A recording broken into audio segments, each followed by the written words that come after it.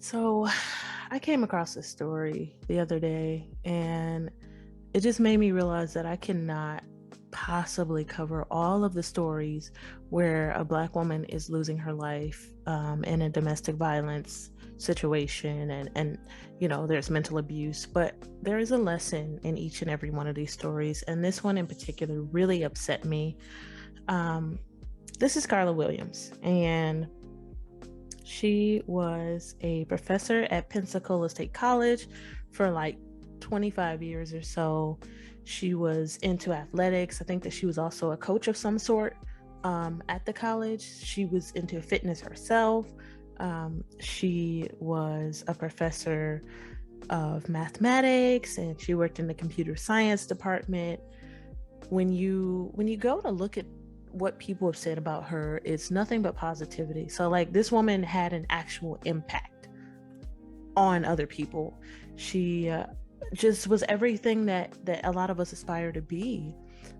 People talked about how she was a shining light. They talk about how she loved God and she lived in a way that was godly. Like, she was always giving to people, and she really, like I said, she had an impact on her students in particular, and she was loved.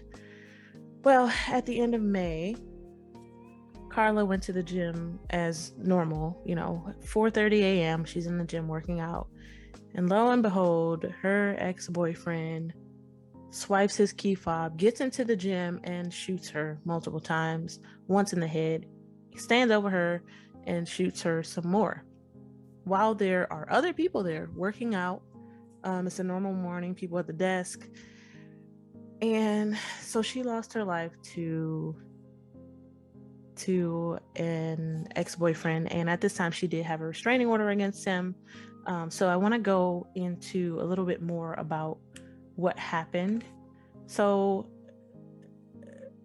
in February, they met up at Karla's house. So they broke up sometime before this because he was very aggressive with her. He was getting kind of violent, like in arguments. He was starting to get physical. He was extremely possessive. He would send her nasty text messages. And so she decided that I'm going to end it. But somehow he managed to hover her back in. So we say hoover or hover people back in when they decided to leave a relationship, and the toxic person that you left is doing all these different tactics to try to get you back, to try to get you to talk to them, to just any interaction. So it seems like he hovered her back in, and they agreed to meet at her house, and it went really, really badly because he wasn't taking no for a no. He wasn't taking no for an answer about this relationship. She was determined to not be with him anymore. So she ended up getting the police involved, and she filed a restraining order. And in her own words, this is what happened that night. In her own words, this is what happened that night. She says, he was on top of me, pinning me. He was yelling and screaming at me, "Why don't you give me one more chance?" He took his thumb and his finger and hooked them on both sides of my throat and squeezed until I started gurgling. She asked him to stop because he was hurting her, and he said that he did not care. She managed to get away, and he chased her. He chased her when she ran outside the house. But fortunately, she was able to get back into the house, and she locked him out. So that is what led to that restraining order. And based off of what his lawyer said, because he had to have a lawyer, he said that there was no indication that this man was going to hurt Karla anymore. And he says that, they bumped into each other a few times, despite the restraining order, and that, this man apologized to her for bumping into her, which was really weird. I think that's one of the first places that she messed up is, and take note of this, whenever you are getting out of a toxic relationship, especially with somebody who's gotten physical with you in the past, you have to completely get away. You can't stay in proximity, because there's no way they should have been bumping into each other, and there's no way that he should have known what gym that she was going to be at, exactly when she was going to be there. So she did so many things right, but it was just, for some reason, she she didn't leave completely. I don't know her situation, but she didn't move, she didn't change gyms. Those are things really, really important, because data tells us that it's a very critical time. The most dangerous time when you're leaving a toxic relationship is leaving like right after you left. That's the most toxic time, the scariest time. That's the most dangerous time. And I don't know if she knew this or not. So I wanted to also mention to you that this is not the first time that this man has had an encounter with the law. Now, we look for patterns of behavior, and this is one of them. We have to stop being so forgiving. Like, when these people have these criminal records, one little misdemeanor or something, loud in public is one thing. But this man had multiple charges. He was charged with aggravated assault in December. He was charged with aggravated stalking in 2011 and 2012.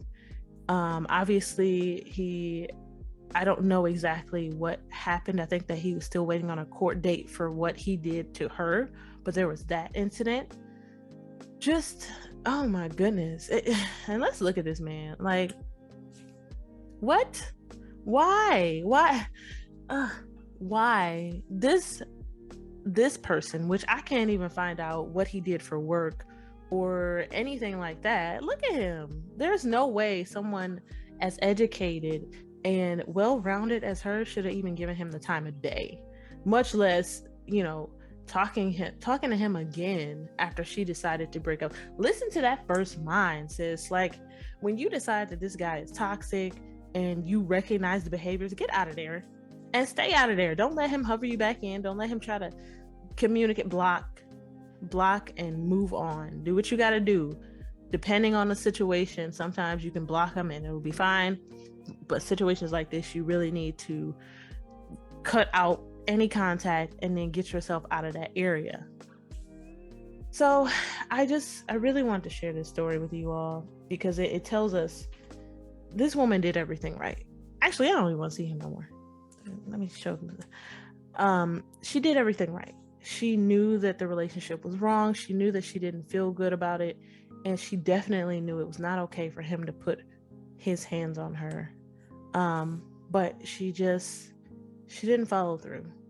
And this is a very sad story. And it also speaks to how we underestimate abusers and the length that they'll go to. Because she was in a gym working out, minding her own business. I mean, and I'm a gym goer. So I think of, like, when I go to the gym, that's what I'm focused on, because I want to have the rest of my day to do whatever important tasks I have to do. And it's a place where you would have your guard down. This is really heartbreaking, but we need to learn from it. So RIP to Carla Williams, and my condolences go out to her family.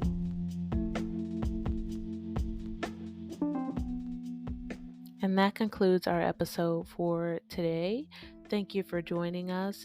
If you are a Black woman who has a story to share about mental abuse, whether with family, romantic partner, friendship, or you are a Black woman in the mental health field, please reach out to us, samatogethernow@gmail.com. We are on Facebook as Sisters Against Mental Abuse, and we are also on Instagram at samatogethernow. Thank you for joining us, and remember, mental abuse is abuse.